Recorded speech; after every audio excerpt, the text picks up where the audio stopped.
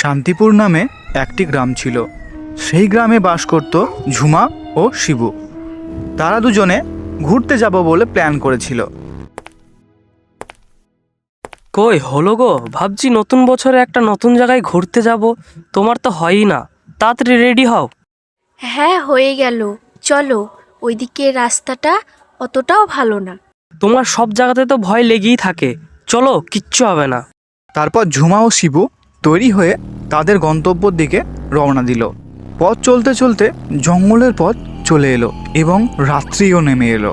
তারপর তারা এক চরম বিপদের সম্মুখীন হলো। যা, গাড়ির চাকাটা এক্ষুনি লিক হয়ে গেল। এই পথে রাস্তাটা খারাপ, চলো তাড়াতাড়ি। বকো না তো। আমার যেন কেমন ভয় ভয় লাগছে। আরে তুমি এত ভয় করছো কেন, আমি আছি তো। এই বলে শিবু ঝুমাকে সান্ত্বনা দেয়। তারপর দেখলো হঠাৎ জঙ্গলটা যেন জোনাকির আলোয় আলোকিত হয়ে গেল। চলো আমরা এই সময়টাকে উপভোগ করি, বাকি রাস্তাটা আমরা দুজনেই একসাথে হেঁটে হেঁটে চলি। হ্যাঁ চলো। ঝুমা হ্যাঁ বললেও ভয়ে ভয়ে সামনের দিকে এগিয়ে চলল।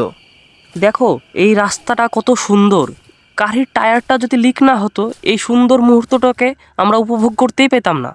হ্যাঁ ঠিকই বলেছ, এটিতে ভয় লাগলেও মজা আছে।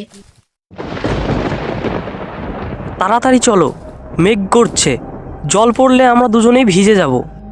হ্যাঁ তাড়াতাড়ি চলো। তারা দুজনে হাঁটতে হাঁটতে সে পথে এগিয়ে গেল। ঝুমা ও শিবু সে পথের আনন্দ নিচ্ছিল। তখনই বৃষ্টি পড়াও শুরু হয়ে গেল। তখনই সামনে একটা পুরনো বাড়ি দেখতে পেল। জল পড়ছে, চলো ওই সামনের বাড়িটাই যাই, না হলে আমরা ভিজে যাব। হ্যাঁ ঠিকই বলেছ, চলো তাড়াতাড়ি। তারা সেই বাড়িটার বিষয়ে কিছু না জেনেই সেই বাড়িতে যাওয়ার সিদ্ধান্ত নিল। কে জানতো সেই সিদ্ধান্তটাই তাদের জীবনে বিপদ ডেকে আনবে।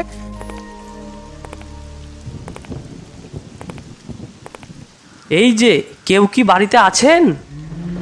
এই কথা বলার পর কেমন যেন আওয়াজ আসতে লাগলো।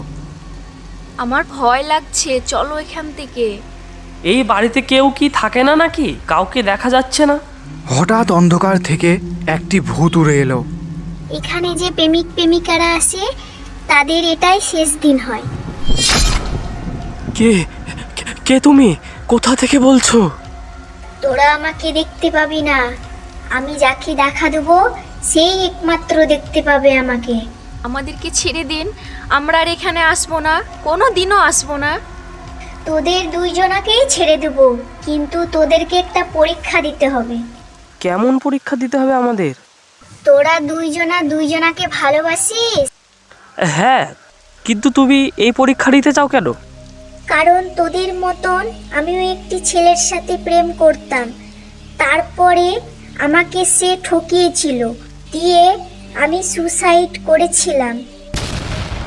আমি যে পরীক্ষা দিব সেই পরীক্ষায় পাস করলে আমি মুক্তি পাব, আর যদি ফেল করে তাহলে তাদেরকে মেরে ফেলি। তোরা পরীক্ষা দিতে প্রস্তুত? হ্যাঁ। হ্যাঁ আমি পরীক্ষা দিতে প্রস্তুত। ঠিক আছে, চল আমার সাথে। এই বলে ঝুমা ও শিবু ভূতের পেছন পেছন চলে গেল।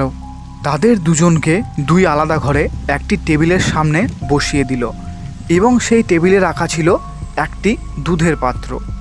এই পাত্রটায় দুধের সাথে বিষ মিশানো আছে, এটা তোকে খেতে হবে। আমি বিষ খাবো কেন? এই বিষ না খেলে এটা তোর প্রেমিকাকে খাওয়াবো। দাও দাও, আমি খেয়ে নিচ্ছি, আমার প্রেমিকাকে আর খাওয়াতে হবে না। এই বলে সেই বিষ মেশানো দুধ শিবু খেয়ে নিল। অপরদিকে একইভাবে ঝুমাকেও সেই পরীক্ষা দিতে হলো এবং সেও সেই বিষ মেশানো দুধ তার প্রেমিককে না দিয়ে নিজেই খেয়ে নিল। তারা দুজনেই সেই বিষ মেশানো দুধ খেয়ে কেউই মরল না। তাদের দুজনকে সেই ভূতটি এক জায়গায় ডাকলো। তুমি যে বিষ দিলে, খেয়ে আমি মরলাম না কেন? কেন তুই বা মরবি কেন? তোদেরকে বলেছিলাম না এটা শুধু একটি পরীক্ষা ছিল? হ্যাঁ, তাহলে কি আমরা পরীক্ষায় পাস করে গেছি? হ্যাঁ, তোরা পরীক্ষায় পাস করেছিস, ওই দুধে কোনো বিষ ছিল না। শিবু ও ঝুমা তাদের ভালোবাসার পরীক্ষায় পাশ করে সেখান থেকে প্রাণ নিয়ে বাড়ি ফিরে এলো এবং সেই ভূতটি যে মিথ্যা ভালোবাসার ফাঁদে পড়ে মৃত্যুবরণ করেছিল সেও একটি সত্যি ভালোবাসার দেখা পেয়ে মুক্তি পেল। চিঠিটা কার? তোর এই চিঠিতে হাত দিয়ে বানিয়ে ফেললি। এই চিঠিতে যে হাত দেয় সে আর বাড়ি ফিরে যায় না। আপনি তো অনেক মজা করেন। চিঠিতে হাত দিলে কেউ বাড়ি ফেরে না? কী সব আজগুবি কথা বলেন। বিবেক, তপন কোথায় গেল রে? এখানেই তো ছিল। আমি বললাম না।